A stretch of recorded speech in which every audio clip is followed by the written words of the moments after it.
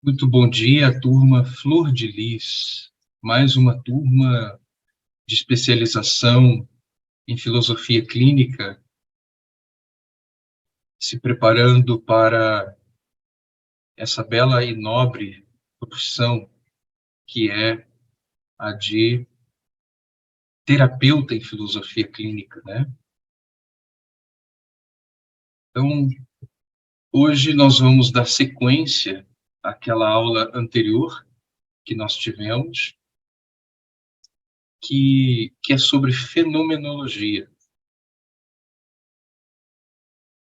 Minha proposta, um breve roteiro, é que a gente faça uma, uma revisão singela dos principais conceitos, das principais noções de fenomenologia, né, que vimos na aula passada, e aprofundando alguns conceitos que eu acho importante, mas hoje o foco é fazermos uma interface entre a fenomenologia de Russell e a fenomenologia bacteriana, vou chamar assim. A filosofia clínica, ela é uma colcha de retalhos e tem em sua base, em sua fundamentação, em sua metodologia, muitos métodos e muitas escolas filosóficas. A fenomenologia, que estamos dando ênfase no início do curso de vocês, é uma das escolas, é uma das metodologias que compõem a beleza dessa colcha de retalhos. Fora do gravado, falávamos do nosso Nordeste, o querido Nordeste. E não só no Nordeste, mas em outras regiões do Brasil, há essa cultura da colcha de retalhos. Qual é o problema que algumas pessoas têm com a colcha de retalhos, né? Eu mesmo, essa noite, dormi com uma pequena manta que é uma colcha de retalhos.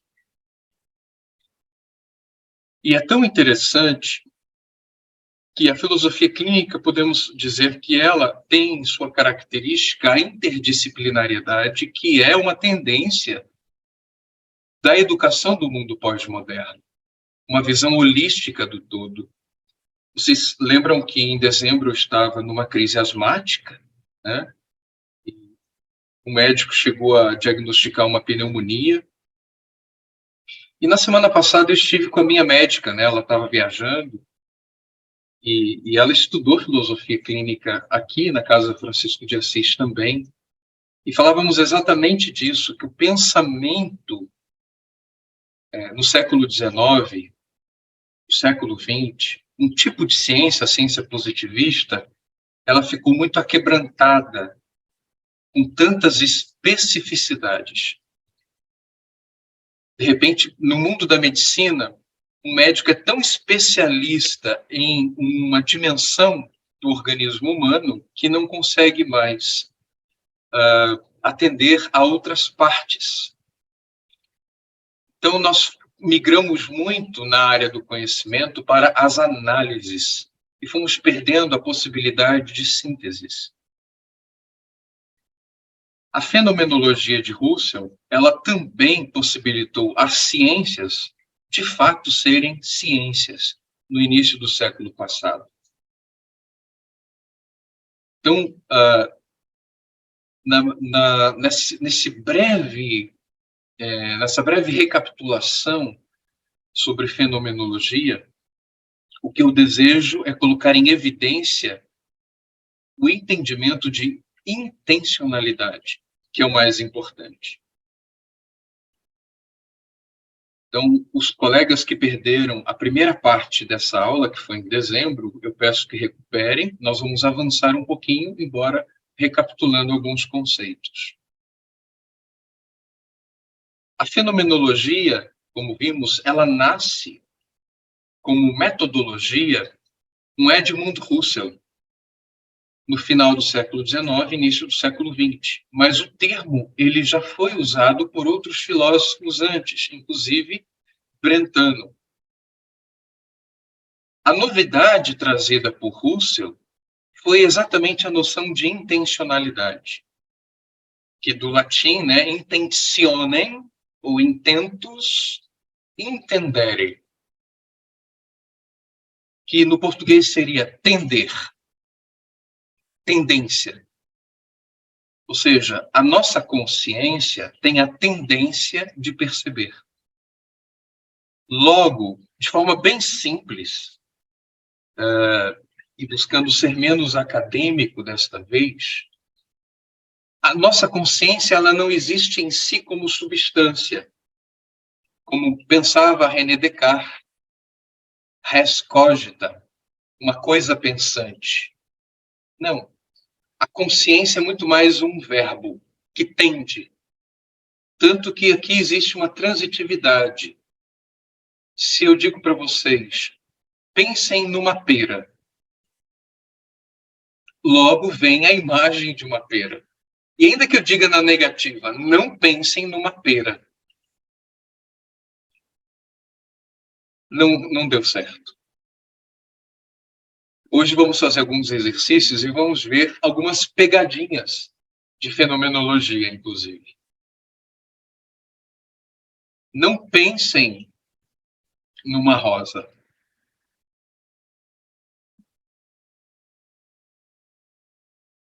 Todos nós que estamos aqui nesta aula especificamente temos visão. Mas há muitas pessoas que não têm a visão, ou não têm a audição, ou a fala. E nós sabemos que alguns dos sentidos são acentuados com a falta de outros. Então, o que está no campo de visão de vocês? Provavelmente a tela ou do notebook, ou do computador, ou de um tablet, ou do celular. E na periferia do que está em foco, temos muitas coisas. No meu caso aqui, na periferia, eu tenho alguns cadernos coloridos, que são dos meus partilhantes. Eu tenho a tábua de estrutura de pensamento à minha direita.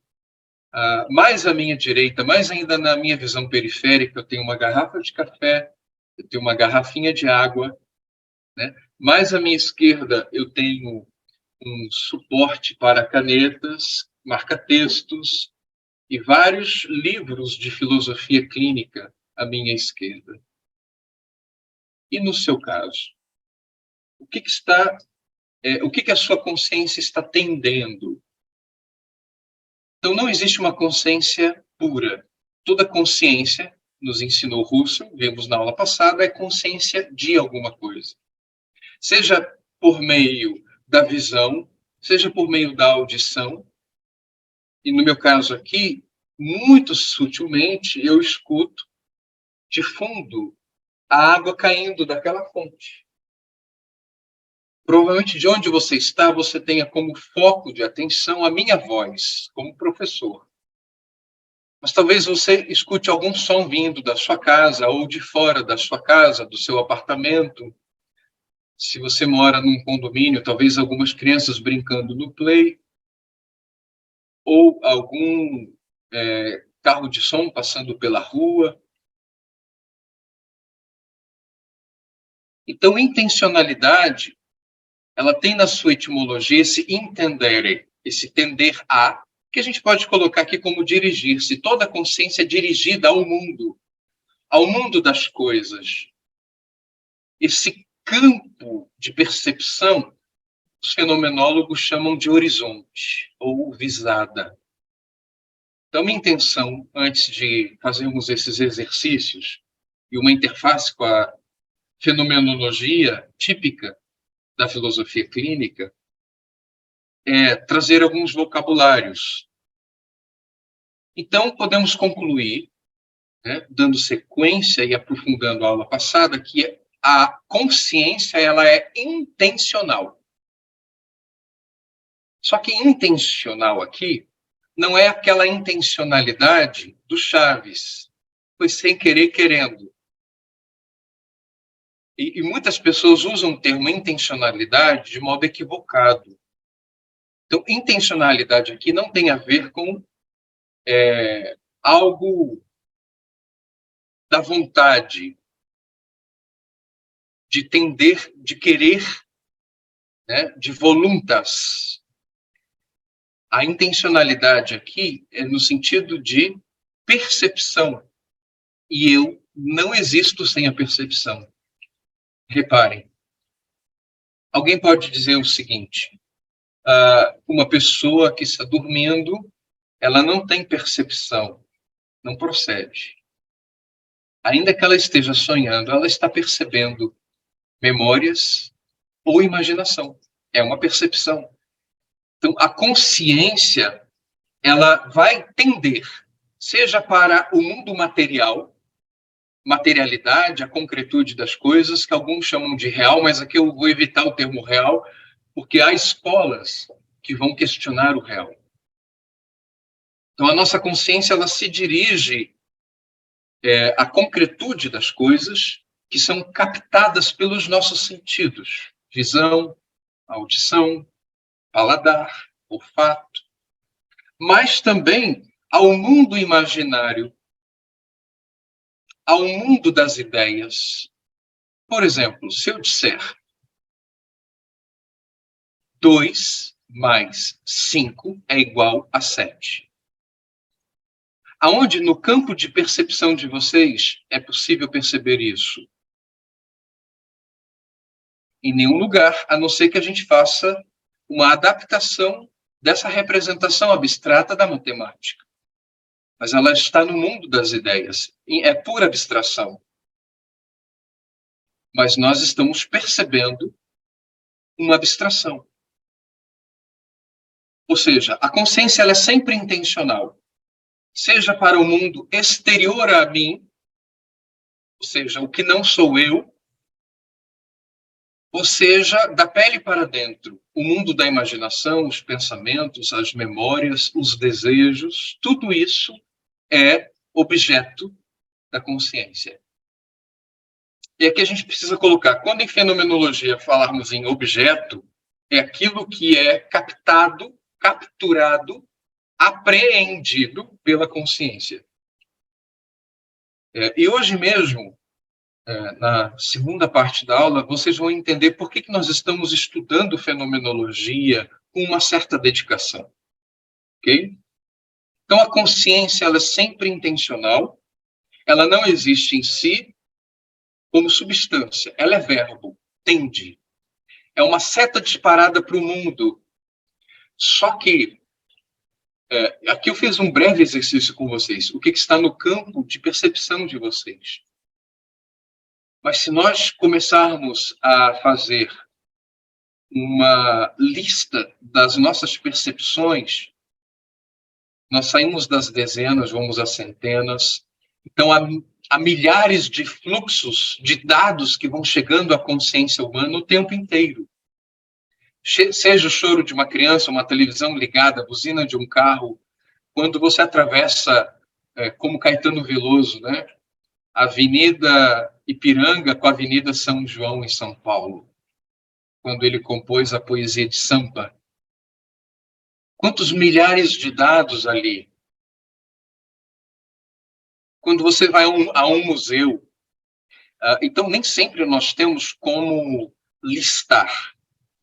Então a nossa consciência e a gestalterapia, que é uma abordagem de psicologia que tem a fenomenologia como base, ela vai falar em foco e fundo.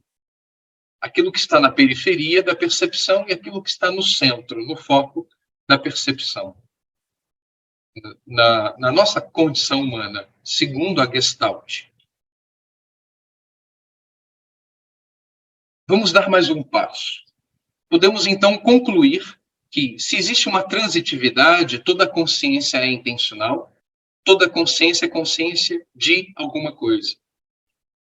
Se você está lendo um livro, a sua consciência está tendo a consciência daquele livro, da história, ou de uma tese de doutorado, ou um livro científico, um livro de história, de geografia, um livro de economia, ou um canal de televisão, ou uma série da Netflix, ou um videogame. Toda consciência é consciência de alguma coisa. Então, aqui nós podemos falar que intencionalidade é o correlato entre consciência e objeto. Melhor no plural, objetos. Mas aqui precisamos colocar um reforço. O objeto aqui não significa concretude. O objeto aqui pode ser uma ideia. O objeto aqui pode ser uma memória, ou várias memórias. O objeto da consciência pode ser o sonho à noite que você lembrou os primeiros segundos ao acordar hoje de manhã. Depois, ao tomar banho, você diz: o que eu sonhei mesmo? Já não lembra mais. Ou a consciência do sabor do café, seja o café com leite, ou o cafezinho, ou os que não gostam de café, o sabor do suco, ou apenas do leite com achocolatado, que tomou pela manhã. E são indissociáveis, consciência e objeto. A fenomenologia, ela vai entender que esse objeto, ou esses objetos, ou os milhares de dados, como chegam à consciência, são fenômenos. Então, fenômeno aqui não é o Ronaldo. Fenômeno aqui não é alguém que se destaca na imprensa, na notícia. Fenômeno aqui é qualquer dado que chega à consciência. Então, uma música, uma declaração de amor, uma emoção de alegria, de euforia, ou de tristeza, ou de saudade, são fenômenos. Então, já começamos a desenhar melhor, nessa revisão, com um pouquinho mais de profundidade, o que é a fenomenologia. A fenomenologia, então, é uma metodologia que vai pesquisar como se dá a nossa percepção, a nossa consciência. E esse movimento da consciência se chama intencionalidade. Ela tende ao mundo. Não é possível anular a consciência. Deixar de perceber é deixar de existir. Então, segundo Russell, o que nos torna realmente humanos é a nossa consciência. Ele vai um pouquinho mais adiante do que René Descartes. Descartes, ele colocou tudo em dúvida. O mundo, os meus sentidos podem ser equivocidades, tudo pode ser o engano de uma entidade divina. Nós podemos ser apenas figuras de um sonho, de um deus ou de um demônio. E ele coloca tudo em dúvida no século XVII. E olha a metodologia de Descartes. Eu posso colocar tudo em dúvida. Eu só não posso duvidar que eu estou pensando. Então, a conclusão cartesiana foi: penso, logo existo. Cogito ergo sum. Se eu estou pensando, é porque eu existo. Aí ele liga a existência, o ser, ao pensamento. E aqui começa a modernidade. Séculos depois, entre o final do século XIX e o XX, Russell ele vai adiante de Descartes e ele diz que mais profundo do que a consciência, Descartes ele fez uma redução. Mas eu não vou entrar no assunto da redução, que é muito específico da fenomenologia. O Russell apenas vai dizer que Descartes ele fez todo o processo, mas ele não suspendeu tudo, porque Descartes disse que a matemática não pode ser suspensa. E Russell diz: também a matemática precisa ser suspensa. Todas as nossas teses a priori precisam ser suspensas. Então, para Russell, o que há de mais original na humanidade é a consciência, é a percepção. Nós não podemos anular a percepção. Sem percepção, deixamos de existir.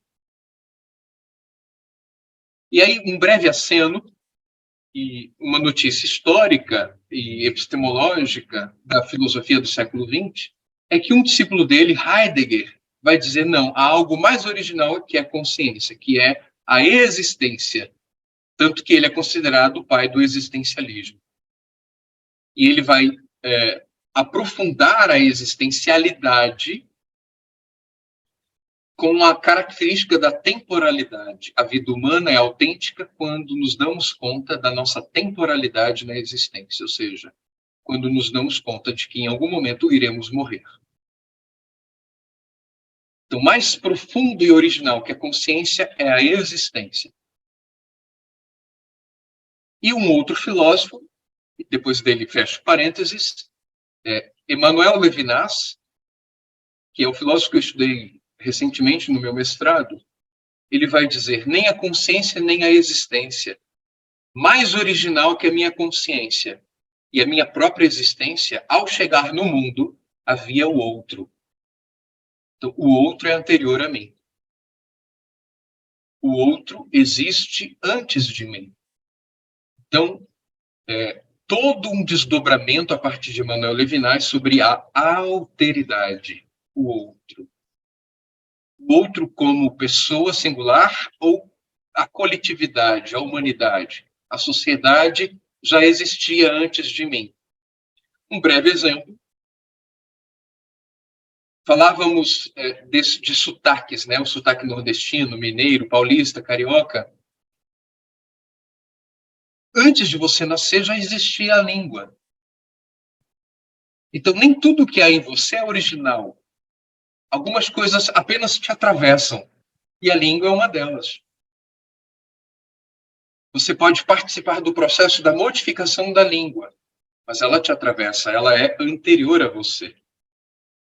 E aí eu fecho os parênteses e voltamos a Russell. E nem vamos comentar outros fenomenólogos depois de Russell. Citei apenas Heidegger, Levinas, mas tem outros, como Sartre, como Merleau-Ponty. A filosofia francesa, praticamente, no século XX, ela é um desdobramento desse fluxo trazido por Edmund Husserl.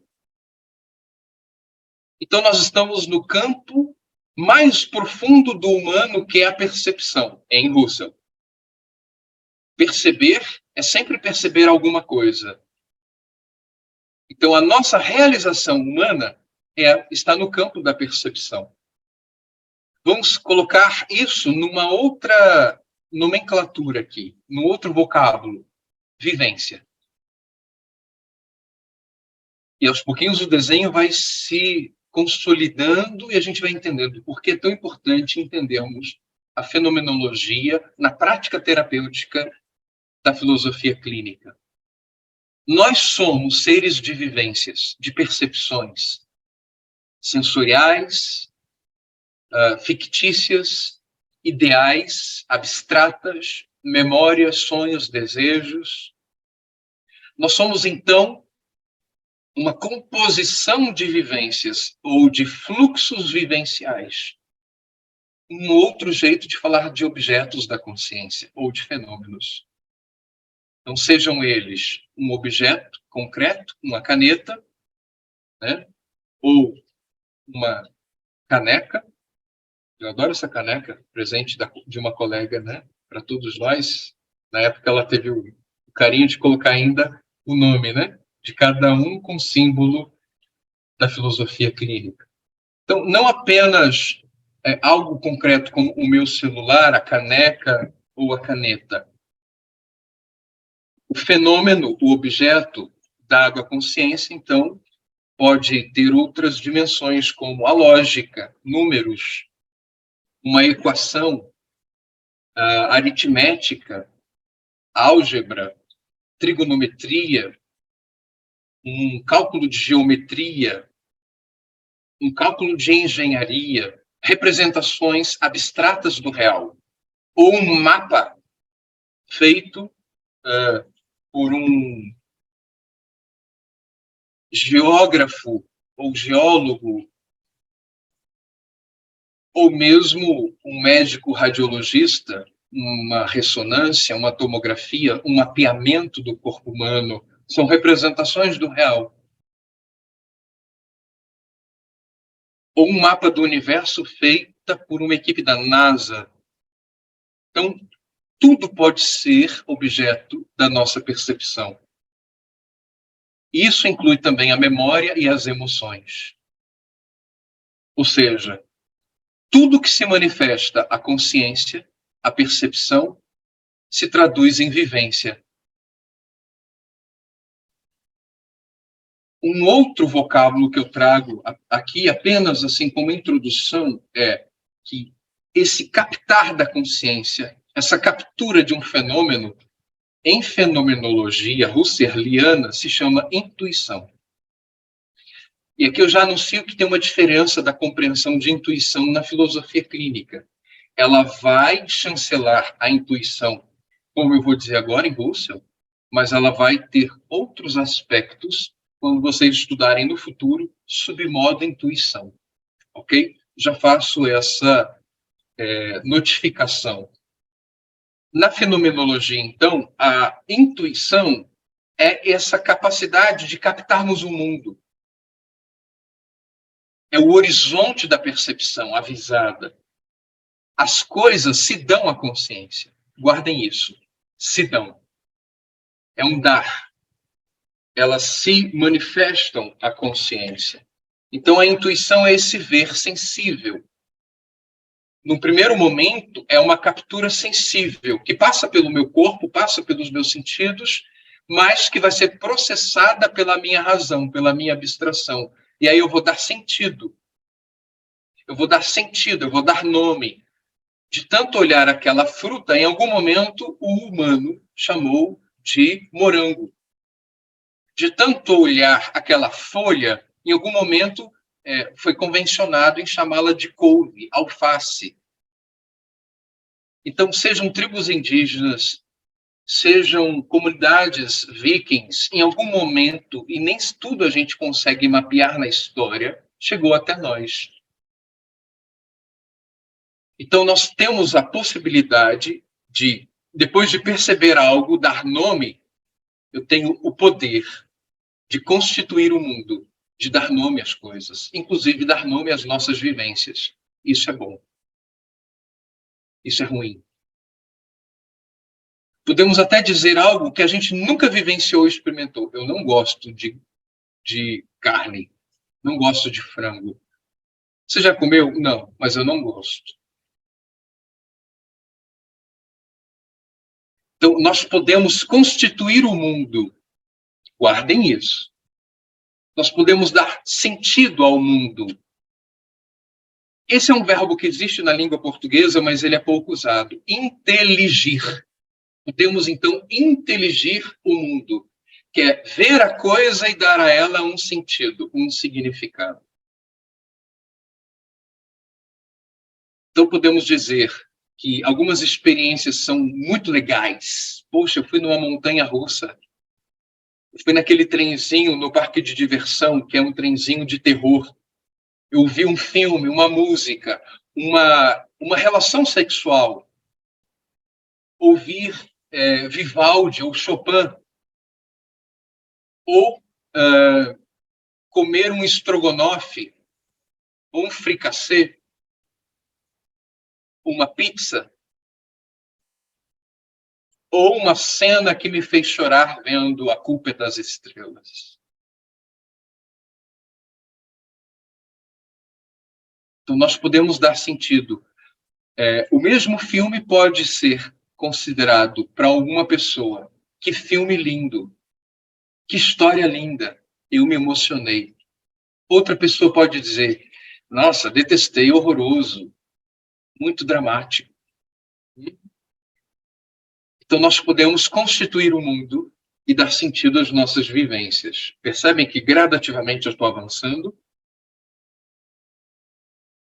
Inclusive, eu posso constituir o mundo das pessoas. Eu posso dizer para um coleguinha de sala de aula, que menino chato. Ou eu posso dizer de um outro coleguinha, que menino legal.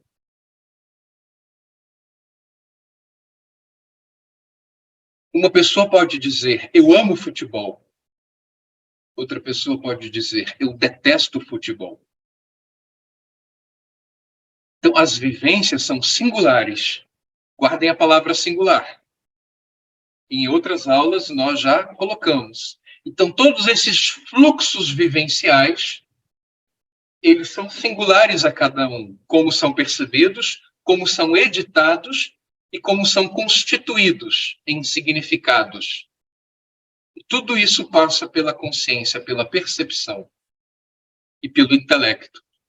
Tudo isso é Husserl, ok?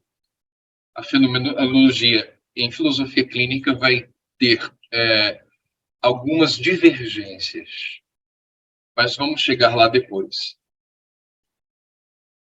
Eu vou usar aqui um outro verbo, que é um verbo que nós usamos mais na filosofia clínica, já vou inseri-lo.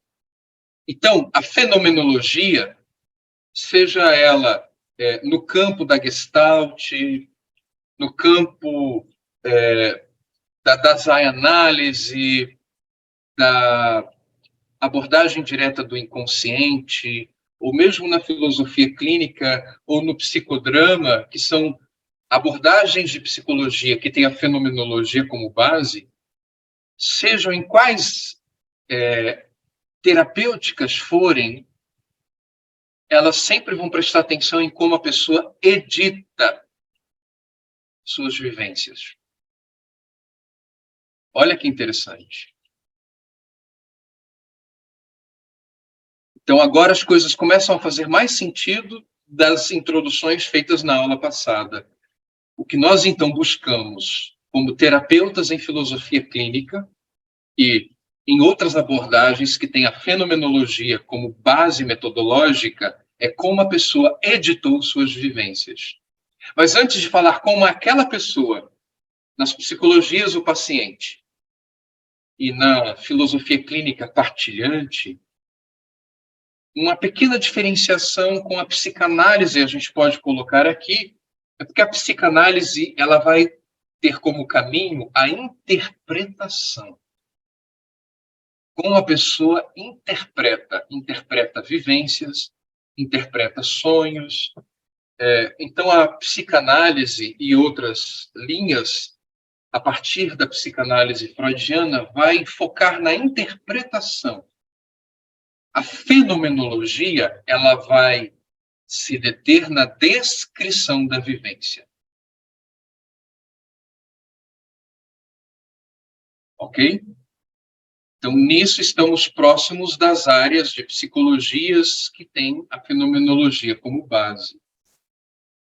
Se nós entendemos, então, com Husserl, que a consciência é o que há em nós, que é irremovível, é o nosso mais profundo e é o que nos constitui humanos, nós temos, então, a partir do entendimento da consciência, a possibilidade de compreender, a partir da fenomenologia, o entendimento de subjetividade. Então, a subjetividade é o terreno, o campo da manifestação da consciência, das percepções. Então, o que é ser sujeito na fenomenologia? Aqui já estamos distantes do sujeito em Descartes, distantes do sujeito em outras linhas de filosofia. Então, ser sujeito, a partir da fenomenologia, é ser alguém que tem vivências, que tem percepções, que tem consciência de si, do mundo e dos outros. Claro que nós vamos ter inúmeras definições de subjetividade a partir da perspectiva de cada escola filosófica. Mas aqui estamos em Husserl, por isso que eu sempre digo, em Husserl. Por exemplo, em Levinas, a subjetividade já vai ter uma conotação diferente. Em Heidegger também, e olha que eles eram alunos de Husserl. A subjetividade em Sartre vai ter também contornos diferentes.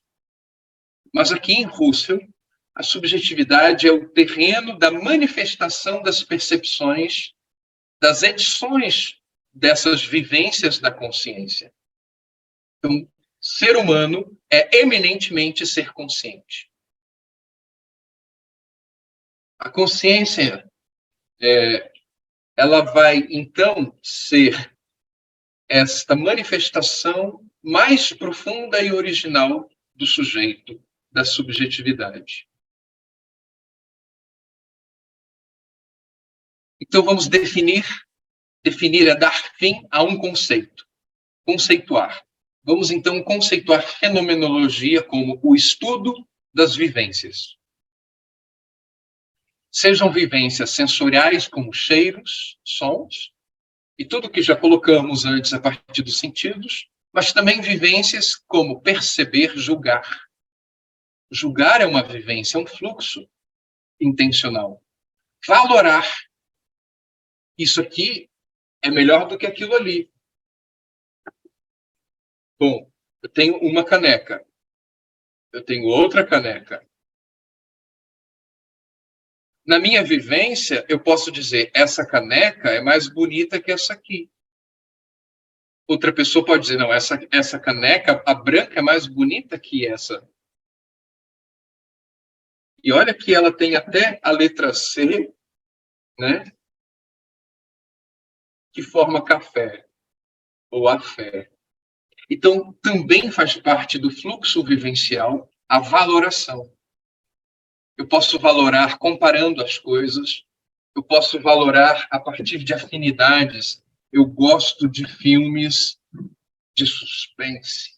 Eu tenho uma identificação com filmes policiais.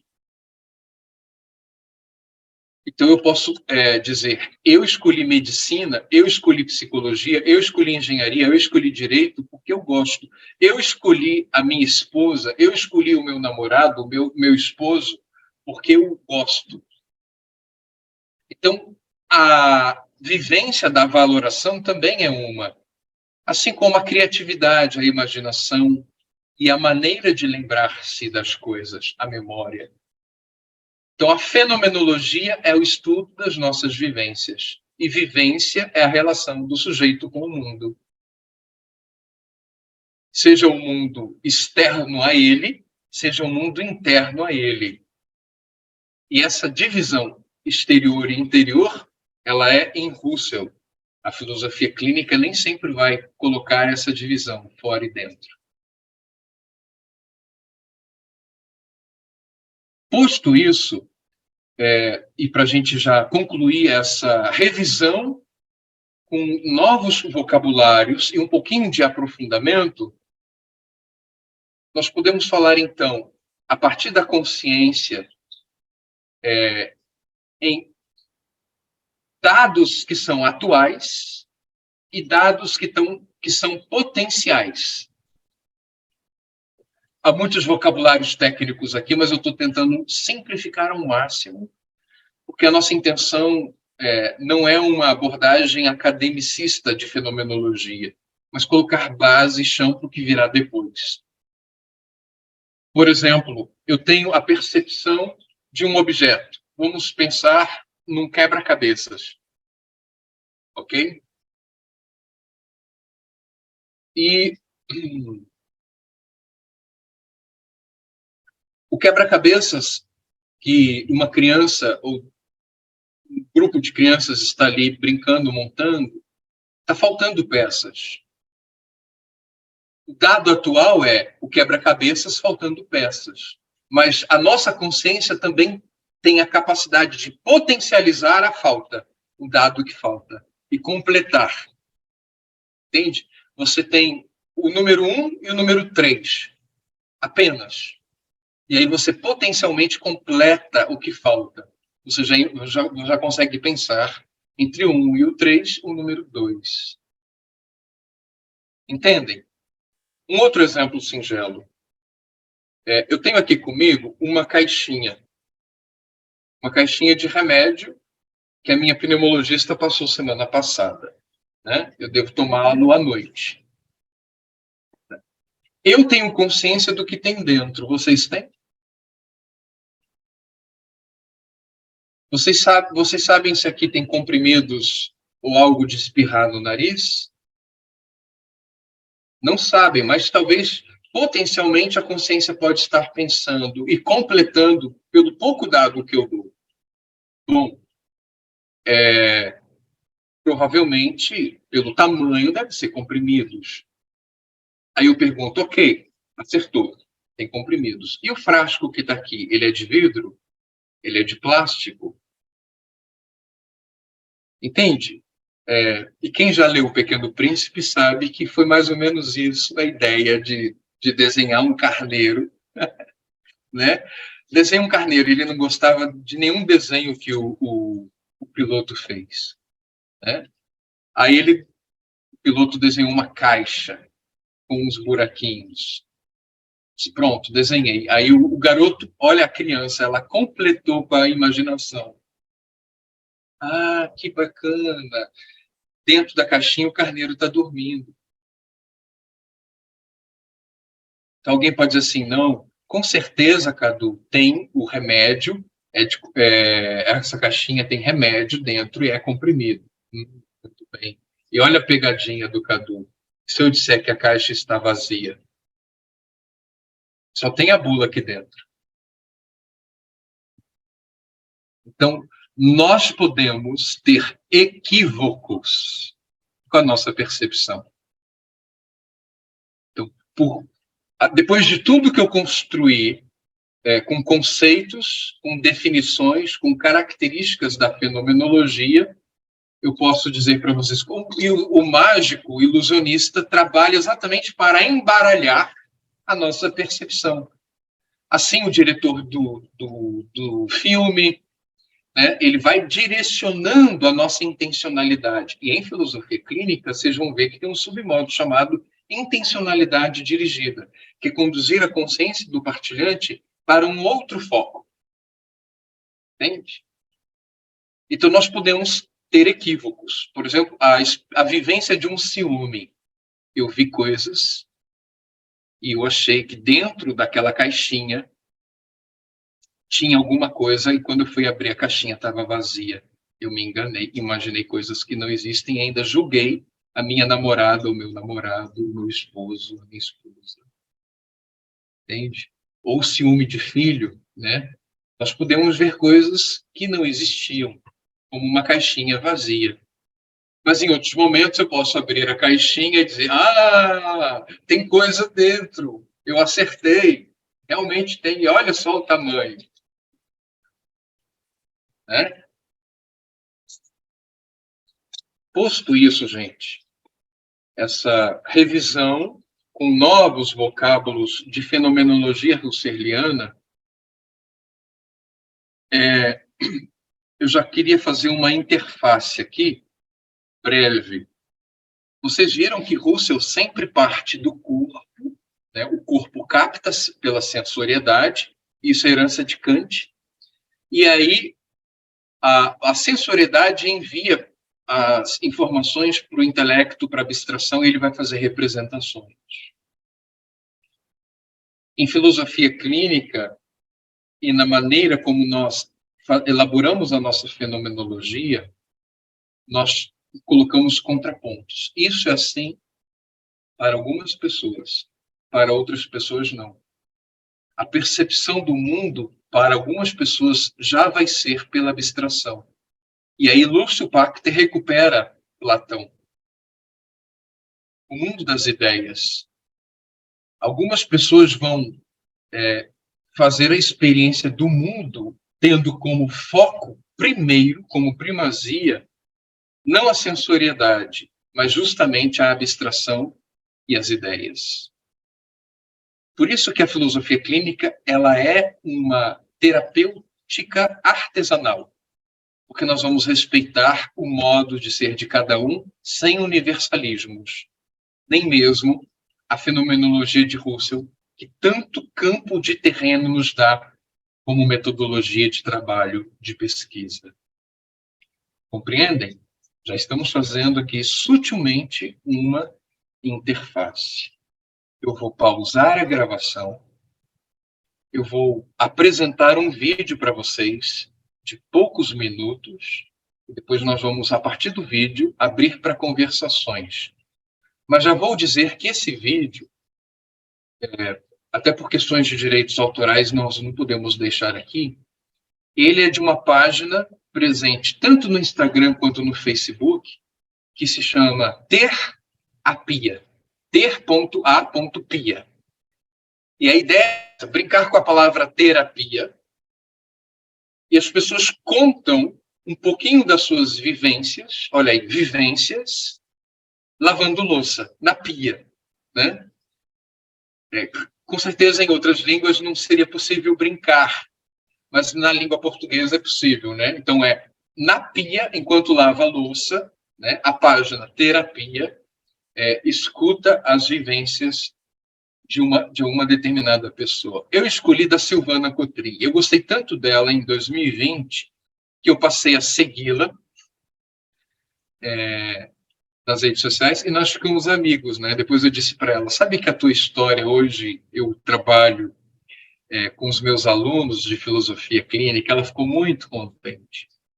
Então, o que nós vamos, já como um exercício, nós vamos escutar a Silvana Cotrim e nós vamos prestar atenção como ela editou fenomenologicamente suas vivências, sua história.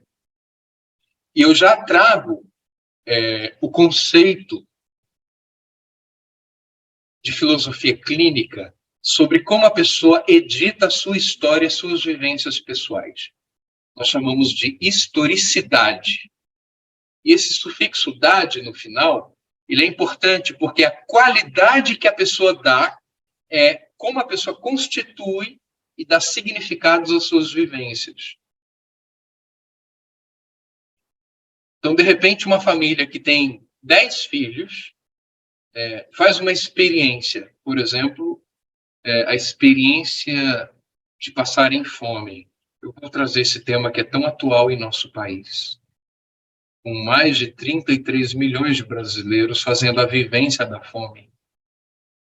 Pode ser que, 20 anos depois, aqueles irmãos numa reunião em família, ao se recordarem daquela fase difícil do pai desempregado, da mãe tendo que lavar roupas para poder conseguir um trocadinho, talvez um irmão diga como para ele foi o pior momento da vida dele, foi aquele momento. Um outro irmão, e vejam, mesmo pai, mesma mãe, mesma família, mesma bolha social, mesma situação política, econômica, cultural e religiosa daquela família. Um outro pode dizer assim, mas sabe que eu lembro daquilo com gratidão e foi um dos melhores momentos da minha vida, foi quando a gente passou aquela dificuldade em família. Como pode? Há uns anos atrás, gente, eu li um livro do Frei Inácio Laranhaga, não lembro qual, né? Eu fui um leitor do Frei Inácio por anos, ainda sou. Eu gosto de livros de espiritualidade. E ele falava na Argentina de uma família de 3 irmãs. E elas já adultas, uma se casou com um empresário muito rico, a outra fez uma vida de dedicação à pesquisa, à ciência, à academia, e a outra irmã, ela era pessoa com deficiência, né, como se diz hoje, PCD. Ela passou a vida inteira atrelada a uma cadeira de rodas. E as 3 conversando, elas chegaram a uma conclusão. Já como mulheres que passaram dos 50, 55 anos, dentre elas, a mais feliz era justamente a que vivia na cadeira de rodas. Como pode? Isso é assim? Aí vocês vão estudar nas próximas aulas Schopenhauer e Protágoras. O mundo como representação. Isto é assim para esta pessoa. Isto que eu estou falando é assim para mim. Isto que você está falando é assim para você. Então, o mundo como representação, ele coloca exatamente esta noção de que esta pessoa, ela se torna medida de todas as coisas. É o que Protágoras, ele falava na antiguidade. O homem é a medida de todas as coisas.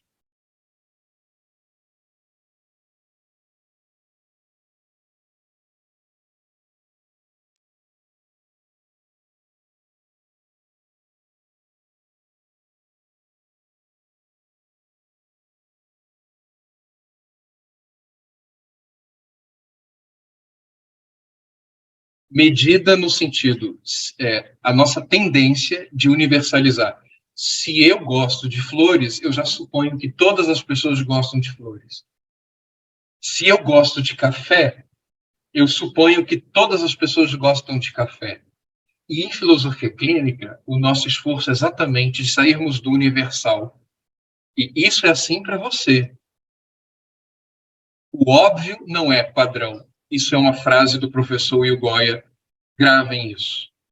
Em filosofia clínica, o óbvio não é padrão. Aquilo que é óbvio para o Hudson não é óbvio para a Marina. Aquilo que é óbvio para a Marina não é óbvio para a Cláudia. Aquilo que é óbvio para a Cláudia não é óbvio para o Neil. Então, o homem é a medida de todas as coisas, nesse sentido de nós precisamos relativizar o modo como uma pessoa constituiu o mundo. Hitler constituiu os judeus como um nada. Então, vejam que também a fenomenologia vai entrar nesse campo da constituição. Eu posso constituir, né, alguém como chato, ou como imbecil, ou como nada, e conferir apelidos, bullying, e aí vem o racismo, o preconceito, a LGBTfobia, a xenofobia. Quer dizer que você é cearense, então provavelmente a sua escolaridade não é tão boa assim.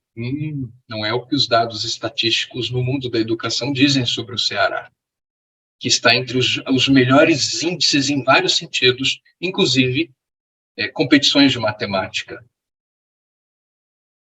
Então, o óbvio não é padrão. E o preconceito está exatamente linkado nessa possibilidade fenomenológica de constituir o mundo. Eu posso cometer equívocos. Então, às vezes, aquilo que eu edito na minha consciência não cabe numa sociedade democrática e civil. Então, já começamos a tornar as coisas um pouco mais complexas. Voltando à historicidade, e vamos pausar a gravação para ouvir a Silvana, o que nos interessa é as medidas do outro, que é o partilhante. Então, em filosofia clínica, tudo é alteridade. Em filosofia clínica, tudo é sobre o outro. Daí que tá. Eu tenho minhas vivências, meus fluxos vivenciais intencionais. O outro tem outra consciência, outros fluxos intencionais. Então, em filosofia clínica, na nossa prática terapêutica, eu vou colocar em suspensão temporária minhas medidas. Protágoras, o homem é a medida de todas as coisas. Aqui o homem é sui generis, tá, pessoal? Então, o homem aqui é você. Você, mulher, você, homem, você com todas as diversidades, né, de gêneros e possibilidades da diversidade sexual e afetiva. É a medida de todas as coisas na sua singularidade. Então, ao ouvir o outro na clínica, você vai suspender suas medidas, suas vivências, que o que importa não é você, é o outro. Inclusive, e eu tive uma conversa bacana com a Solete recentemente, eu posso escutar algo doloroso do outro que remete a algo que é doloroso para mim. Mas se eu souber separar a minha intencionalidade, a minha consciência, minhas vivências, da consciência e das vivências do outro, está tudo bem. E em filosofia clínica, nós temos metodologia para isso, para distinguir as vivências, ainda que elas tenham características semelhantes. Então, vamos pausar a gravação e conversarmos sobre a historicidade de Silvana Cotrim.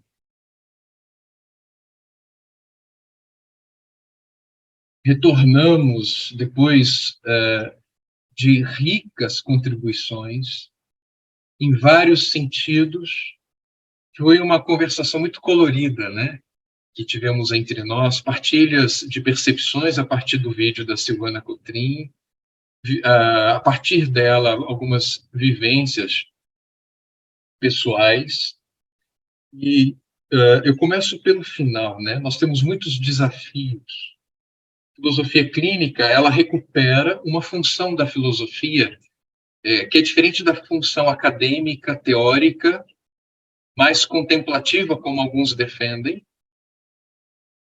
e uma outra função da filosofia que é reassentada no iluminismo e depois com Marx e Engels no século XIX, que é a função política.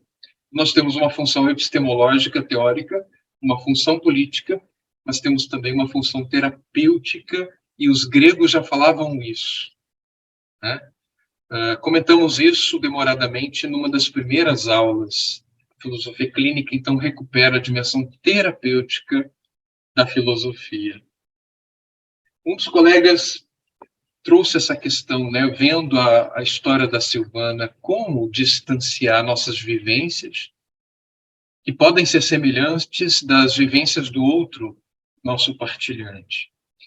Todo o curso vai ser a resposta para isso. Toda a metodologia e a filosofia clínica tem conteúdo e método justamente para irmos treinando a nossa capacidade de ir ao mundo do outro. Uma colega perguntava como ir ao mundo do outro, né? E nós chamamos de deslocamentos, né? Ir ao mundo do outro é me deslocar de mim, e especificamente o nome é recíproca de inversão. Nós vamos estudar no tópico 14. A capacidade de me aproximar, aqui não é uma exatidão, nunca vamos ter a consciência do outro. E aqui tem uma distância infinita entre eu e o outro. Mas eu posso me aproximar pela ética. E aqui a filosofia clínica conversa com o filósofo Levinas. Eu posso me aproximar do olhar do outro eticamente. Eu posso jamais ter o olhar do outro, mas eu posso ter o seu grau. Como o oftalmologista jamais vai ter minha visão, mas ele tem o meu grau. Então, em filosofia clínica, nós temos como mapear existencialmente a existência, as medidas do outro. Lembram Protágoras, que eu mostrei antes da conversação? O homem é a medida de todas as coisas. Então, como é um termo sui generis, aqui eu vou saber como é a medida da Silvana. E olhando para a Silvana e focando nela, um dos colegas fez comentários assim muito bacanas de quem plugou e prestou atenção, né? Falando que ela, como ela está hoje, no seu momento atual, e gravem isso é filosofia clínica, nós prestamos atenção nos dados atuais do partilhante e os dados da história, da historicidade do partilhante. Então, sempre vamos comparar o antes vivido e o momento presente, o dado atual. Isso é uma dinâmica da metodologia. Então, o colega falava, a Silvana é uma pessoa determinada, e reparem, ninguém falou que Silvana é uma pessoa preguiçosa. O tópico 27 é análise da estrutura, vocês vão estudar. Então, a Silvana é uma pessoa determinada, corajosa, e a agilidade dela lidar com os sustos e as adversidades que a vida trouxe não foram poucas. Além das mortes do filho preso, a condição, né, de ser uma mulher preta, de ser pobre, em São Paulo, com todas as dificuldades, ela manteve a lealdade a si. E na estrutura de pensamento da Silvana, dá para a gente perceber, naqueles minutos, que ela é uma pessoa de metas, né? E vamos perceber realmente que tem como a gente mapear quando uma pessoa ela trabalha com metas, nem todas as pessoas trabalham, a Silvana trabalha. Ela trabalha com aquilo que nós chamamos de busca, é o tópico 11 da estrutura de pensamento. Então, ela é uma pessoa de meta, de busca, ela é uma pessoa determinada, ela é uma pessoa de axiologia, de valores fortes, e a família é um dos valores fortes. Pela metodologia fenomenológica da filosofia clínica, a gente percebe que ela é uma pessoa de interseção entre estruturas de pensamento. Ou seja, ela é uma pessoa de coletividade, tópico 28. Só para fazer breves acenos do que virá na formação de vocês. Ok?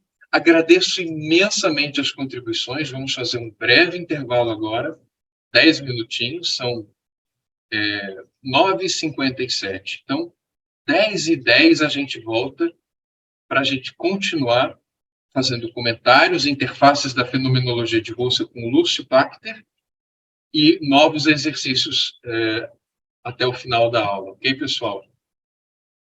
Só uma coisa. Existe também aquilo que não é dito, mas é dado à nossa consciência como terapeutas. Por exemplo, o tipo de louça que ela tinha, a garrafa térmica, o que ela tinha atrás de si. Ela, em algum momento, fala de bordados.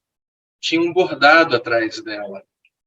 Os seus tipos de quadros. Então, o cenário da casa dela, da cozinha dela, também está conversando com a gente. Então, cabe ao terapeuta também prestar atenção naquilo que não é dito.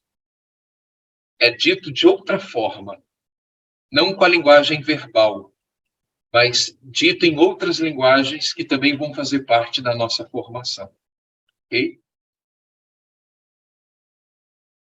Depois, então, desse intervalo, retomando nossa reflexão, nosso estudo em Fenomenologia, parte 2, ainda em Russell, nós compreendemos, então, que toda consciência ela é transitiva.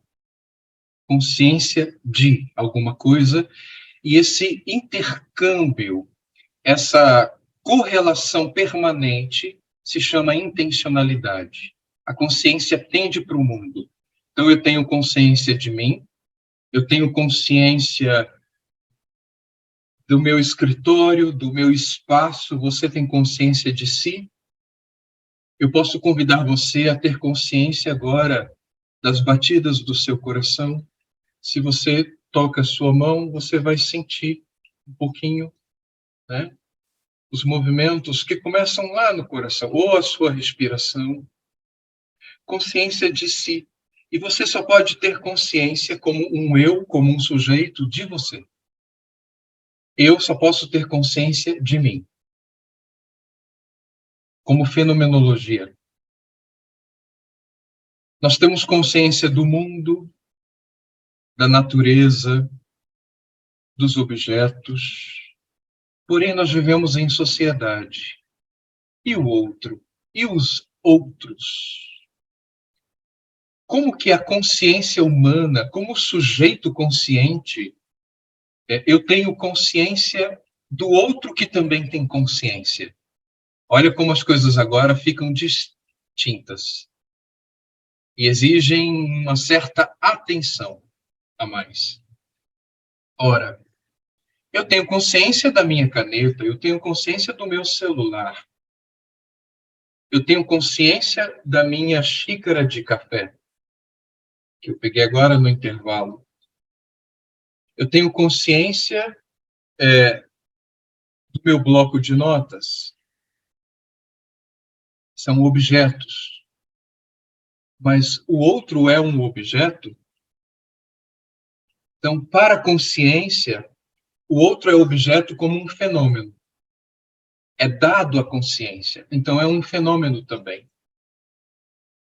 E aqui Levinas começa a nos ajudar. Mas precisamos ser justos com Russell, porque ele já trabalhava sobre isso. Há no mínimo, 3 grandes volumes escritos em francês, escritos em alemão, traduzidos por Levinas ao francês, porque Levinas foi um dos primeiros que começou a traduzir as obras de Russell, e se Russell ficou conhecido na Europa, foi por causa das traduções feitas por Levinas, inicialmente. Então, o outro também é um objeto da minha consciência. Ele é um fenômeno como um dado, né? E lembrem que a gente distinguiu o objeto, né, que é o objeto na relação com a consciência. Não é objeto como coisa. Só que é diferente porque o outro, que é objeto da minha consciência, também é sujeito de si e também tem consciência. E eu também sou o objeto para a consciência do outro. Russell vai chamar, então, esse encontro entre sujeitos de consciências como intersubjetividade. E isso é importante para conversarmos na filosofia clínica, porque a filosofia clínica é uma experiência de intersubjetividade. Então, é preciso fazer aqui algumas advertências, alguns avisos. Nesse momento, nós estamos no ponto alto dos nossos estudos em fenomenologia, a intersubjetividade. O outro como um objeto de manifestação, um fenômeno à minha consciência. Precisaremos disso para a nossa pesquisa terapêutica.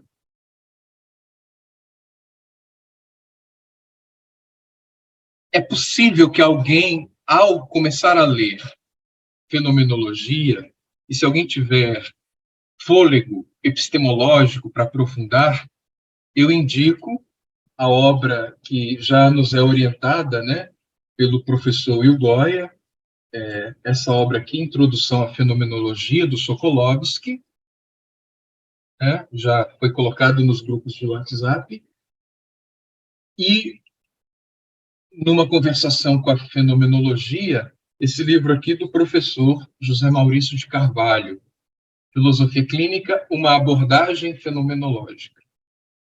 Porque, segundo esse autor, a filosofia clínica ela é eminentemente fenomenológica. Há discordâncias, eu sou um dos que discordam dele, especialmente quando a gente vai para os estudos avançados em matemática simbólica. Ela é fenomenológica também.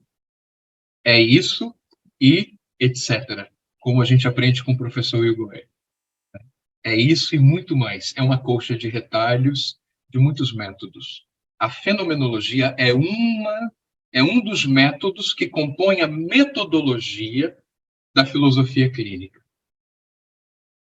Então, quem tiver fôlego ainda pode ir às obras Meditações Cartesianas. Eu não tenho aqui ao meu alcance.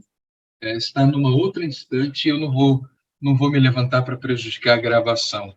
Mas se chama Meditações Cartesianas, do Edmund Husserl, que estamos falando aqui desde a primeira aula. Então, ele é criticado porque a fenomenologia cai no solipsismo, falando eminentemente do sujeito, da consciência, da percepção. É um sujeito sozinho que percebe o mundo e constitui o mundo. O que é solipsismo? Vem do latim, né? Solo ipse. Ipse é a característica do sujeito, solo, ou seja, sozinho. Então, o estudo da intersubjetividade nos faz responder a essa crítica. Faz parte do método esse sujeito sozinho que percebe o mundo, porque é o terreno seguro do conhecimento, e é isso que a fenomenologia busca, um conhecimento seguro. Como René Descartes, na modernidade, buscava um conhecimento seguro. Então, nós estamos aqui na teoria do conhecimento. E para garantir o conhecimento, temos que saber como se dá o processo. E Russell vai mais longe do que Descartes, do que Kant, do que os empiristas. Chegamos à consciência. Só que agora nós estamos falando da consciência de outro sujeito ou de outros sujeitos que também têm consciências.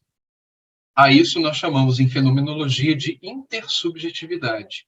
Muitos acham que é Levinas que começa a trabalhar o tema da intersubjetividade. Não.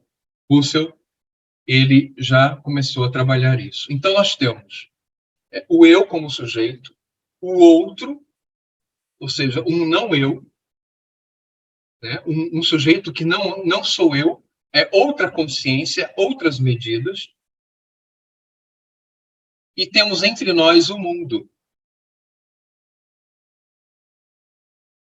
E aqui já inserimos um problema ético, porque eu não posso constituir o outro tal qual eu constituo o mundo das coisas. A caneta, o papel, a árvore, a fruta, a terra, os animais, os bichinhos. E ainda entre os animais e o próprio meio ambiente, as questões éticas hoje em dia estão sendo levantadas. Tanto que a ONU aceitou que se chamasse a Terra de Mãe Terra.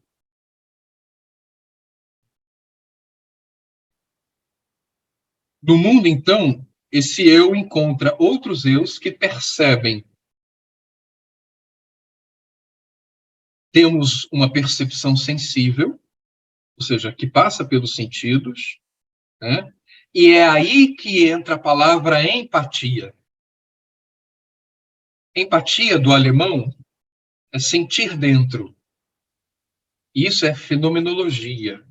Filosofia clínica não vai trabalhar com empatia. Ela não vai trabalhar universalizando a empatia, porque, abro um parênteses, muitas vezes a terapia vai dar certo porque entre o terapeuta e o partilhante o clima é de antipatia. Só que o partilhante, ou o filósofo clínico, ou os dois, se constituíram por oposição. E justamente a alteridade, mantendo a autenticidade, abre caminhos para uma clínica producente. Então, nós não vamos chancelar a empatia como o único caminho, o único viés da filosofia clínica. Por incrível que pareça, e eu fui verificar na experiência, eu aprendi isso com o professor Will há uns 8 anos atrás, ou talvez 9, e a prática de consultório mostra que, muitas vezes, a empatia não vai ser o viés. Tá? Fecho parênteses. Aqui nós estamos na fenomenologia de Russell. Então, empatia é em sentir dentro, é sentir o que o outro sente. A intersubjetividade, então, é uma conexão entre consciências. E aqui a fenomenologia se dá conta de que os processos subjetivos e intersubjetivos vão ao infinito de possibilidades. Porque o outro pode me dizer uma coisa, mas o corpo dele está dizendo outra. Imagina, a pessoa está conversando com você, a perna dela está tremendo. É uma entrevista de emprego. E aí você diz, você está nervoso? E ele diz, não estou nervoso. E a perna está tremendo, dizendo outra coisa. Ou uma pessoa que está falando algo e ela fica ruborizada. Ela está dizendo uma coisa, mas o corpo dela, a face vermelha, está dizendo outra. Então, aqui nós estamos no campo da intersubjetividade, podemos compreender comunidades, coletividades, a experiência do casal, da família, e aqui todos os tipos de família. Experiência de igrejas, de religiões, de templos, de colégio. Nossa experiência coletiva desde a pré-alfabetização, e mudaram, né, as nomenclaturas. Não é mais até o 8º ano, é até o 9º ano, que era 2º grau científico, agora é ensino médio. Como se dá a nossa experiência de coletividades na escola, na faculdade, no trabalho. Colegas que trabalham conosco no mundo corporativo, na empresa, no comércio, no esporte, no partido político, na internet, no TikTok, no Facebook, no Instagram. Então, aqui nós estamos falando de uma percepção do outro, mas que também é mútua. O outro também me percebe. A minha pesquisa no mestrado foi sobre o tema do olhar, o rosto do outro. E na fenomenologia de Levinas, vai ser chamada de contrafenomenologia ou metafenomenologia, e nem gravem isso, porque isso é apenas um parênteses. O olhar que eu lanço para o outro cruza um olhar que me percebe também. Então, lembram que o objeto é o dado à consciência? Então, o outro me vem à consciência, é um dado ofertado à minha consciência. Toda consciência é consciência de. A consciência intencional capta o outro. Mas, ao captar o outro, diferente da caneca, da caneta, do celular, da mesa, da árvore, o outro me escapa. Porque ele tem uma condição de infinito, como eu tenho. E o olhar do outro tem um apelo, uma mensagem, que nem sempre é dita verbalmente, oralmente ou por escrito. Então, o olhar, e há quem diga que você pode dizer que eu não entendi o que você me disse. Mas não é possível dizer que eu não entendi o que você me olhou, o que você disse ao olhar. São temas avançados e o Lúcio Pachter está trabalhando isso com as noções de permeabilidade, porosidade em matemática simbólica, e aqui eu apenas comento que existe isso, não é o momento de tratarmos isso. O que escapa, o que é do outro, que de algum modo migra para mim, e nem sempre eu tenho consciência disso. É uma outra dimensão da intuição. Fecho parênteses. Nesse momento, vocês estão tendo uma experiência intersubjetiva. Nós estamos aqui numa sala virtual. Então, é possível perceber o outro? Sim, por que não? Algo do outro me vem. Ainda que seja uma tela, né? Ontem eu via uma matéria sobre o multiverso que está agora crescendo, e a jornalista que fez a matéria, ela passou por um procedimento de 2 dias para criarem o avatar dela no multiverso. Então, aqui nós podemos levantar reflexões que começam fenomenológicas e éticas. Como se dará a intersubjetividade em mundos virtuais, em jogos como Second Life, filmes como Jogador Número 1, dirigido por Steven Spielberg. Eu vi uma série na Prime, a semana retrasada, chamada Periféricos. Que coisa interessante. Só que ali, assim como em Matrix, se você morre no jogo, se você morre na Matrix, ainda que seja um mundo virtual, você morre no corpo também, porque o corpo não vive sem a alma e a alma não vive sem o corpo, para trazer Platão para a conversação. E Aristóteles também. Então, há fenômenos que me chegam à consciência dando notícias do outro, ainda que seja por uma tela, ainda que seja uma voz no telefone, um áudio de WhatsApp, mas algo do outro me chega. E quer ver um parênteses? Quantos ruídos de comunicação há nas mensagens de WhatsApp? As pessoas esquecem vírgula, ponto. Algumas preferem escrever em caixa alta e você tem a impressão que ela está gritando com você. Ou então você diz uma coisa tão profunda, né? Você coloca uma mensagem tão rebuscada e a resposta é um joinha, uma figurinha.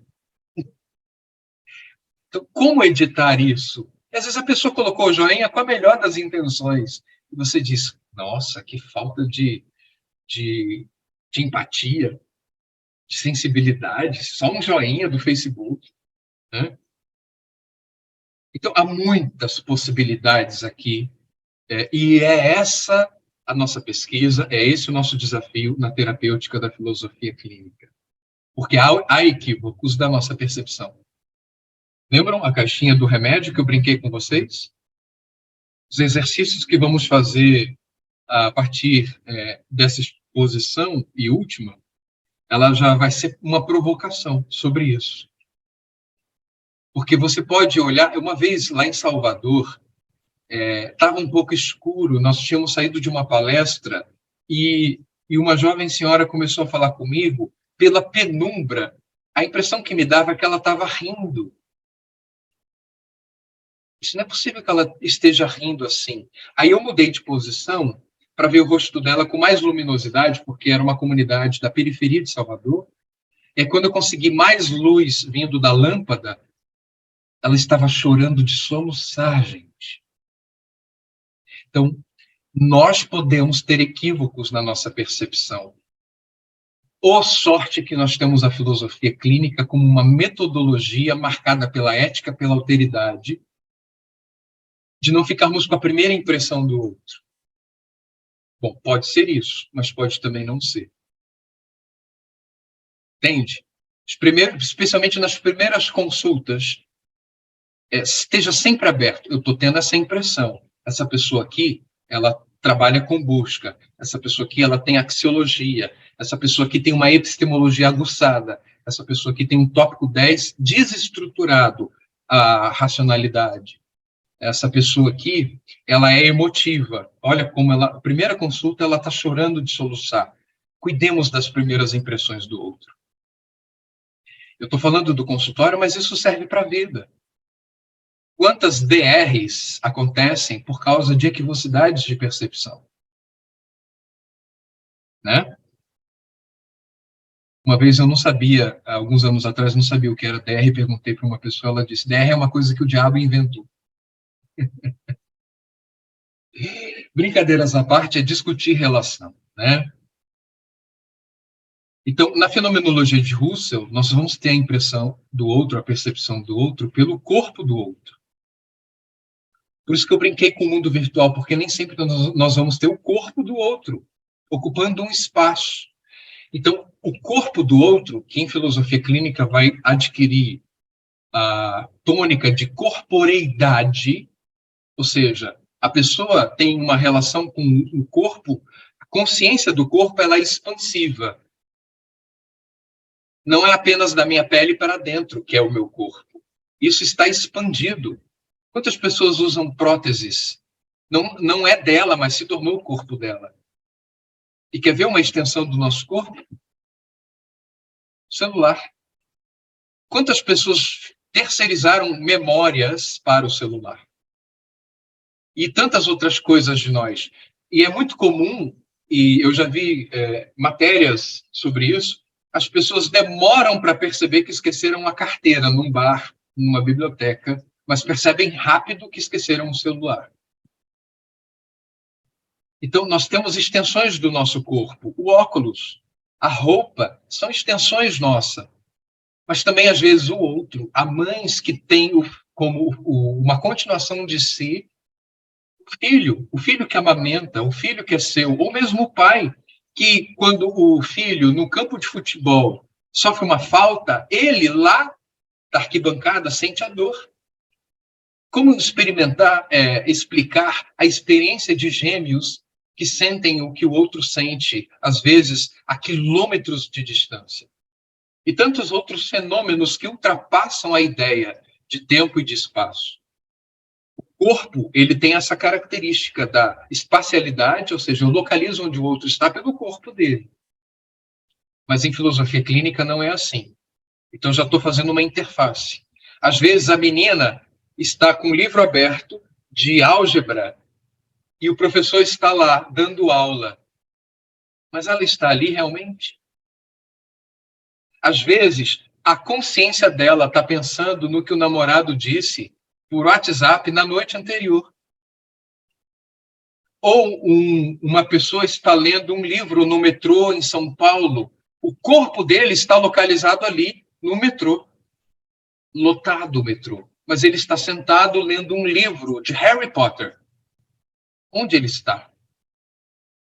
Então, nem sempre localizar o outro é localizar o seu corpo. Então, a filosofia clínica tem uma fenomenologia que expande a fenomenologia de Russell. Vocês começam a perceber?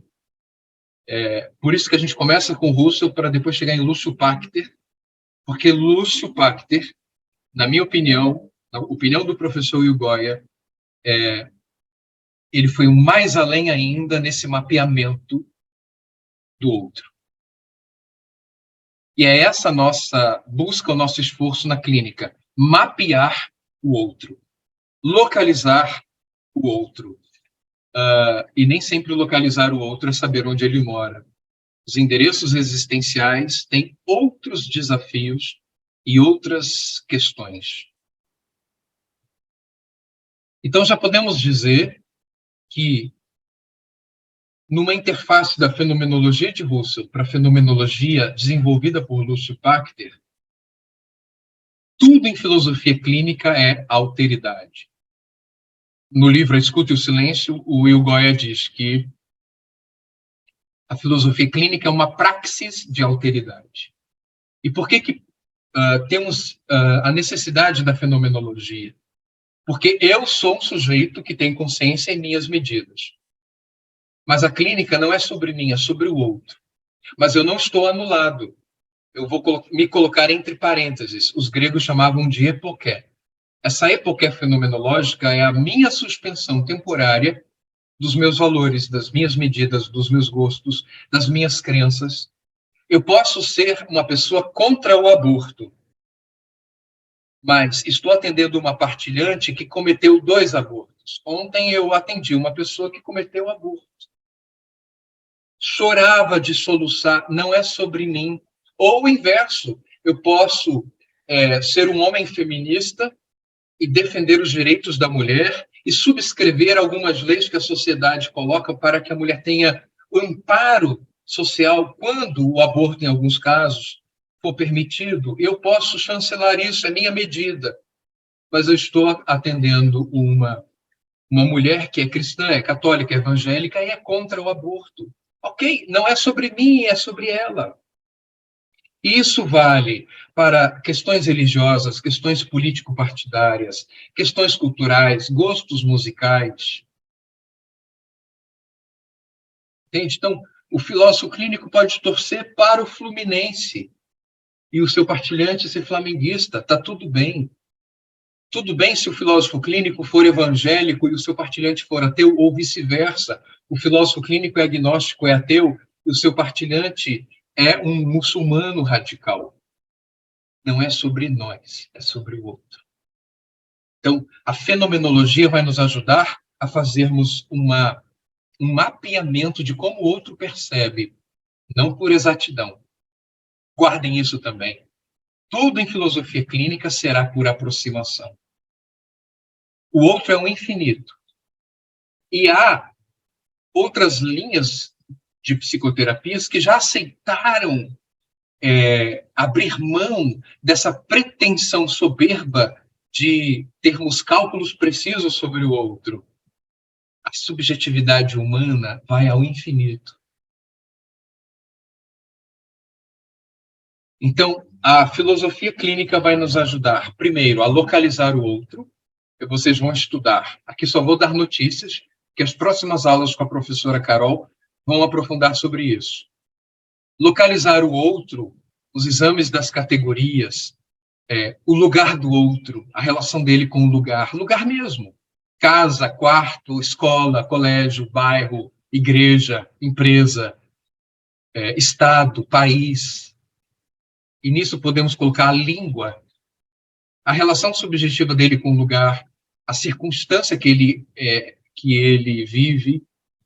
Pode ser uma circunstância, pode ser uma pandemia, a circunstância pode ser um desemprego.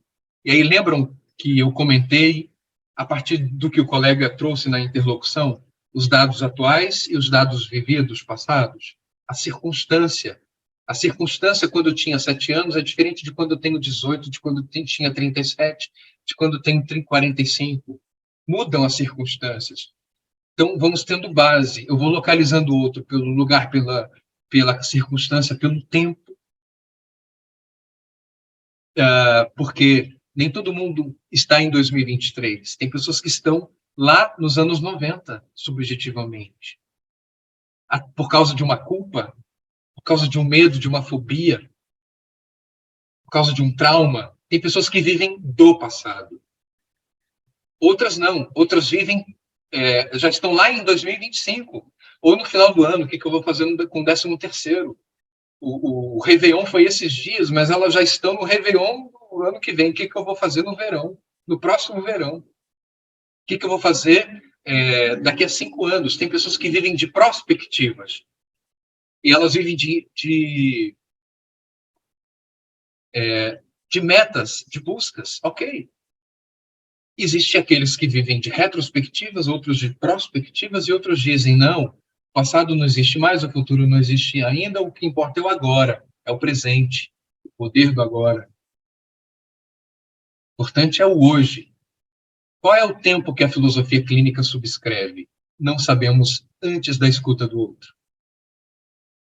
Daí a fenomenologia de perceber como o outro edita a sua relação com o tempo.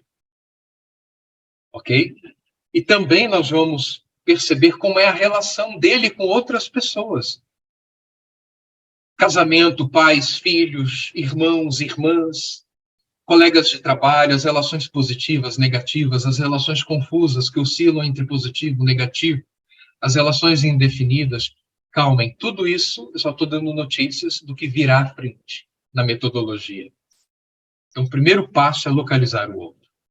O segundo é mapearmos como a pessoa está constituída fenomenologicamente na existência dela. Então, nós vamos ver os fluxos de intencionalidade dela, né? Se ela existe com mais emoções, com mais raciocínio, ou se o lugar modifica, e em determinados lugares ela é mais emotiva do que em outros. O papel existencial dela, por exemplo, vamos falar de uma médica. Ela é mãe, mas ali, naquele ambiente, com máscara, paramentada, com luvas, ela está no papel existencial de cirurgiã. Ali ela é quase que fria, calculista.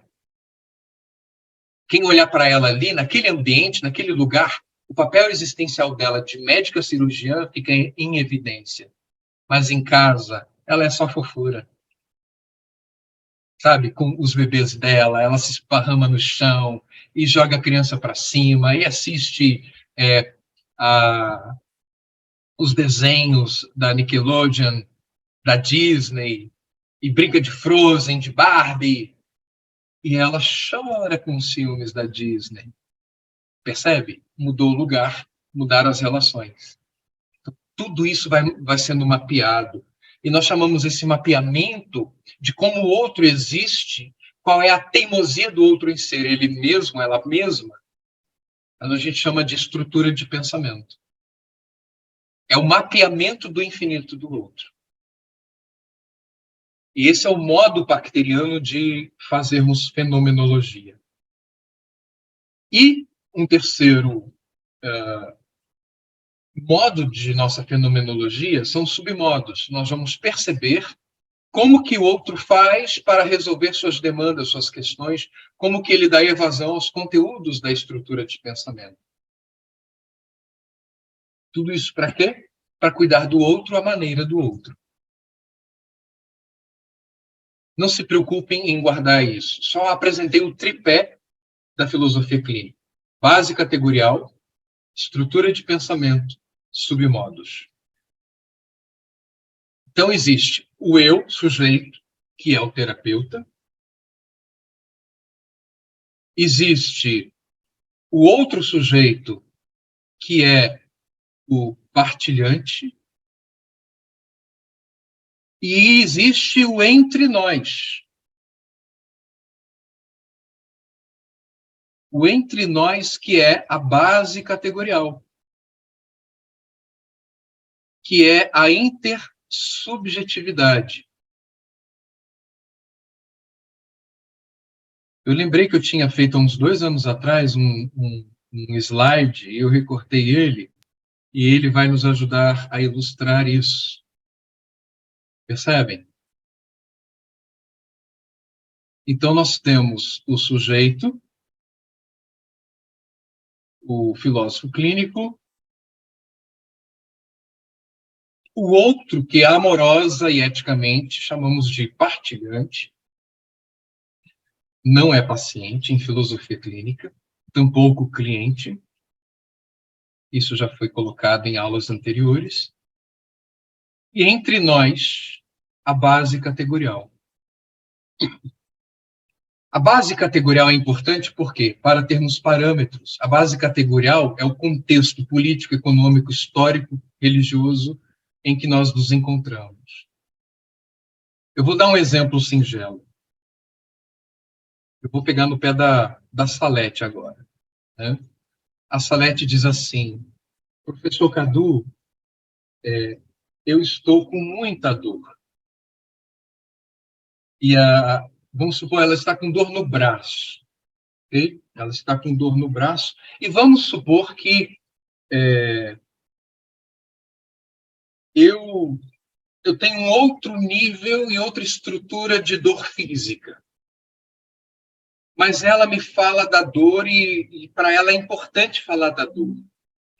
Mas eu tenho tem pessoas que são mais resistentes, resilientes à dor, tem outras que não, e há fenômenos singulares que a medicina estuda de pessoas que não sentem nenhuma dor. Parece ser bacana isso, mas não é. Porque existe uma pedagogia fisiológica da dor, né? A dor não é o problema em medicina. Então, vamos supor assim, existe eu como sujeito, existe a Salete como outro sujeito. Como é que eu vou saber o que ela quer me falar? Bom, entre nós tem a base categorial, que tem parâmetros. E um dos parâmetros da base categorial é temperatura. Nós fizemos convenções, fizemos acordos. Né? Muitos países usam graus Celsius, outros Fahrenheit. Nós temos quilometragens, milhas, nós temos o termômetro. Então, existem medidores que foram convencionados, porque nós somos subjetividades. Então, para não cairmos em subjetivismos, é próprio da sociedade como fazer convenções.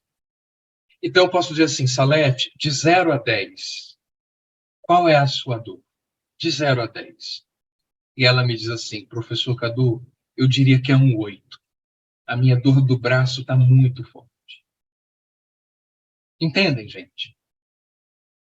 Então, a base categorial entre nós é um parâmetro. O Will, ele, numa aula, ele coloca a seguinte questão, que uma partilhante dizia assim, eu tinha uma vizinha rica. Que interessante. Em pesquisas, em consultas posteriores, fazendo aprofundamentos, né, nós chamamos de dados divisórios e enraizamentos, vocês vão estudar isso adiante. O Will, ele percebeu que na edição que ela fez, a menina fez, da vizinha, que também era uma criança, é porque a casa da vizinha tinha um balanço na frente. Então, muitas vezes, nós temos pessoas da mesma bolha social. Só para usar uma nomenclatura que está em moda, mas a filosofia clínica ela não subscreve nenhuma nomenclatura, até porque elas mudam, né? De repente, eu posso, fenomenologicamente, achar que um garoto da rua é mais rico que eu porque ele tem uma bola de futebol e eu não. E no Brasil nós temos isso, né? Eu via ontem alguns comentadores dizendo assim que a pessoa ganha 5 salários mínimos, ela acha que ela é rica nesse país, né? Nós nós temos uma outra concepção no Brasil, na base categorial do Brasil, diferente. Então, por exemplo, se você vê um filme e o filme americano, é outra base categorial.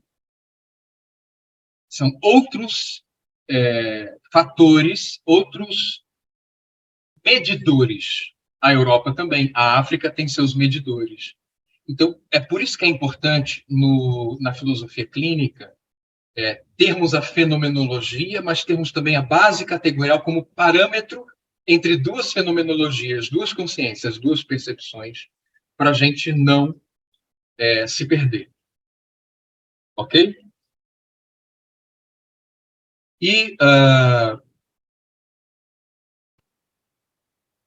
indo já para uma conclusão dessa segunda exposição, eu posso colocar o seguinte: o outro é o infinito. E aquilo que ele partilha no consultório é sobre ele.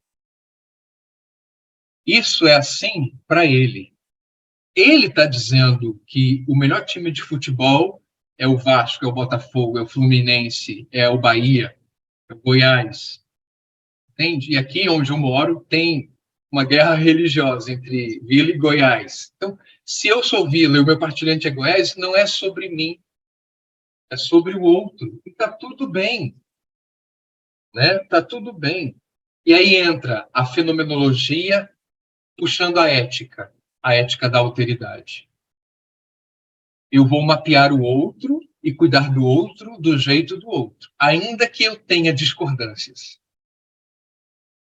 Porque amar não significa concordar. E esse é um equívoco da nossa época. Nós achamos que amar é concordar. E se você não concorda comigo, você é meu inimigo. É uma tendência da nossa época, tão polarizada. Se você não pensa como eu te deleto, eu te bloqueio, eu te excluo.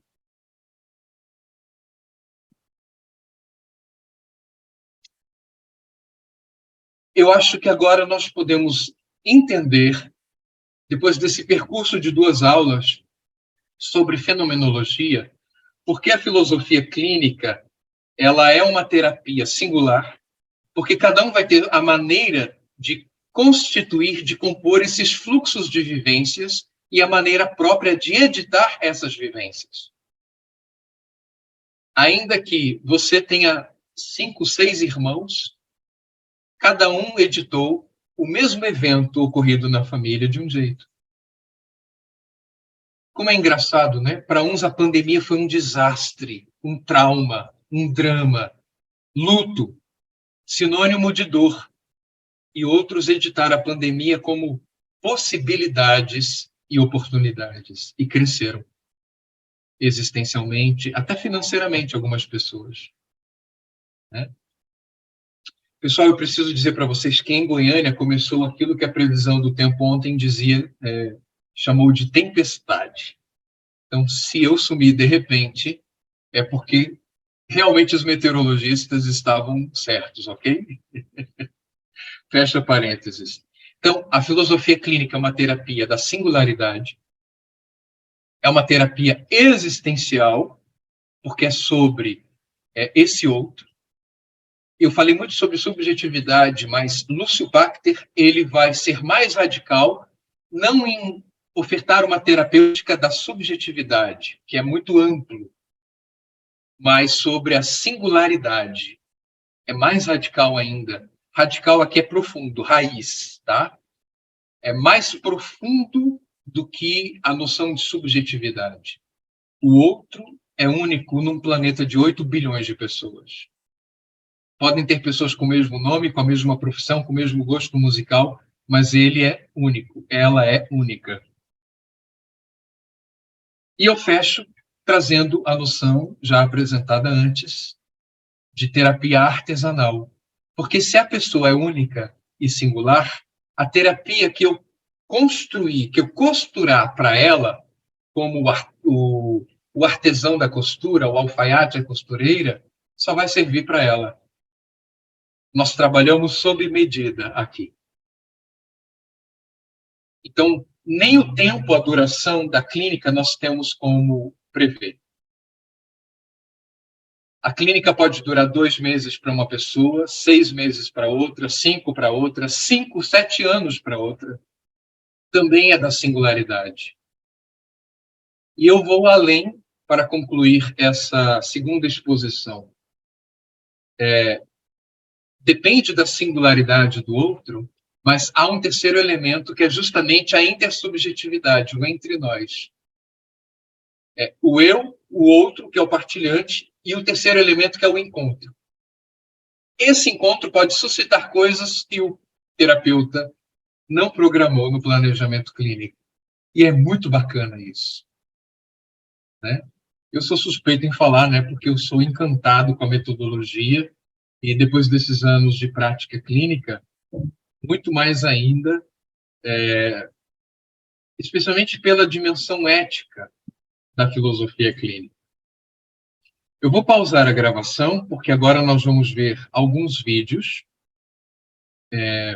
para exercícios em fenomenologia, e por questões de direitos autorais, não tem como a gente mantê-los aqui, ok? Mas tem um que eu penso que não tem problema compartilhar, porque não é um vídeo. Eu, de algum modo, eu fiz essa pegadinha com vocês. Reparem.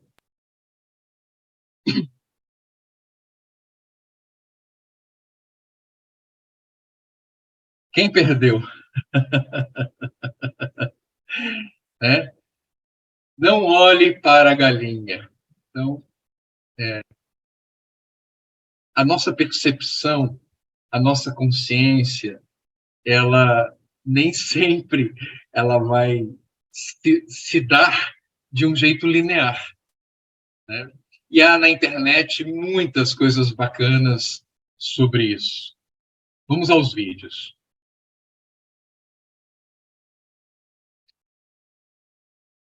Nesses minutos, nós fizemos a apresentação de vários vídeos. O vídeo do Porta dos Fundos, que inclusive trabalha a noção de edição, e ainda bem que nós temos a colega Mel, que é atriz, né? A Mel é multifuncional, e ela nos ajudou a entender detalhes.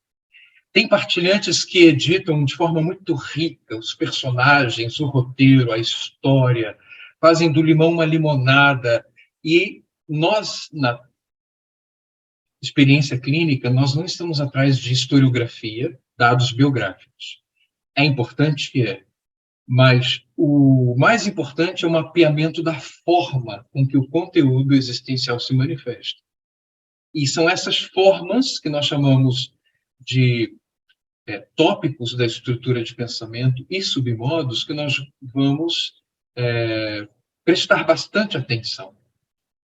Tudo isso, na primeira e na segunda aula de fenomenologia, é para a gente aprender a prestar atenção. Prestar atenção numa história que não é a nossa, em vivências que não são as nossas, em edições de vivências, fluxos de intencionalidade de uma consciência que não é a nossa, é do outro. É por isso que, a partir do livro A Escuta e o Silêncio, nós compreendemos a filosofia clínica como uma prática ética de alteridade. E tudo isso objetiva cuidar do outro à maneira do outro. Há pegadinhas, né, como aquele vídeo de WhatsApp que vimos, onde o cachorrinho ajuda o gatinho a sair, mas o fundo musical, às vezes a pessoa, ela não vivenciou aquilo exatamente daquele jeito, mas ela edita a narrativa de um jeito e ela descreve daquele jeito. E é isso, nós não vamos atrás da história como conteúdo, mas da forma como que ela editou. E é esse o nosso trabalho na clínica. O filme curto, Óculos de Mãe, vocês podem procurar depois na internet, é muito bacana porque são dois pais que, num fim de semana, vão tomar conta dos seus filhos pequenos porque as mães vão para um retiro, vão para um spa.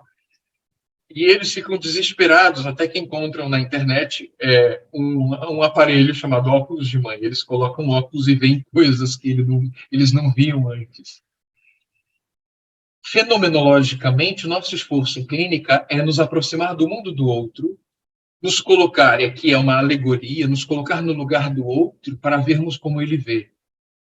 É uma aproximação, jamais uma exatidão. Por quê? Porque isso é impossível. E essa é a minha pesquisa atual, inclusive, do mestrado para o doutorado, fazendo uma interface sobre a fenomenologia de Russell na influência em Levinas, numa interface com Lúcio Pachter. Nunca teremos a consciência do outro fenomenologicamente. Só que a filosofia clínica, ela não tem só a fenomenologia como caminho. Nós temos a matemática simbólica, outras estruturas, tem o viés da intuição, e algumas pessoas fazem vivências do outro por outros caminhos que não passam pela racionalidade. Eu mesmo conheci uma senhora que, quando chegava perto de uma pessoa, sem que ela soubesse o nome, nunca viu na vida, você está com dor de cabeça, né, Fiazinha? Aqui em Goiânia é isso. E a pessoa dizia assim, tô com muita dor de cabeça. Como que ela sabia? Então, outras formas e manifestações de intuição que não é essa intuição husserliana, mas que nós vamos estudar para além da fenomenologia em cursos avançados de matemática simbólica a partir do submodo intuição e a partir de outras manifestações dos tópicos da EP e dos submodos. O que importa para nós é compreendermos que a filosofia clínica é uma praxis de alteridade, um exercício de alteridade, e não é sobre nós, como vimos a frase de Anais Nin. Vemos o mundo como somos.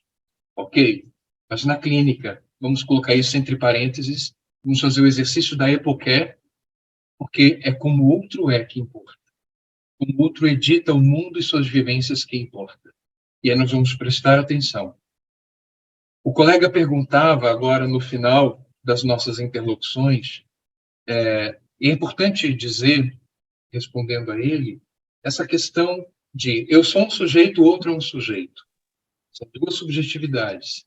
E justamente para não cairmos no relativismo, que eu trouxe o vídeo da Hazel Grace, que tem câncer, que tem problemas respiratórios desde a infância, mas se apaixona por Augustus Waters, que também tem câncer, mas inesperadamente o câncer dele avança mais do que o dela, e vimos o trecho que ela faz o elogio fúnebre na igreja, porque no cemitério ela mantém o discurso, mas ela vai em outra direção. Eu creio que isso responde ao colega, e com isso a gente fecha a nossa aula de hoje. Às vezes o médico não sabe o tanto de dor, a intensidade de dor que alguém tem.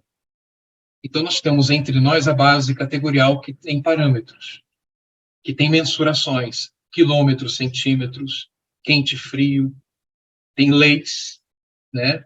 Nós temos um mundo jurídico que diz que pode, não pode, porque às vezes eu tenho uma vivência subjetiva que me diz, voa, pula aqui do 7º andar, né?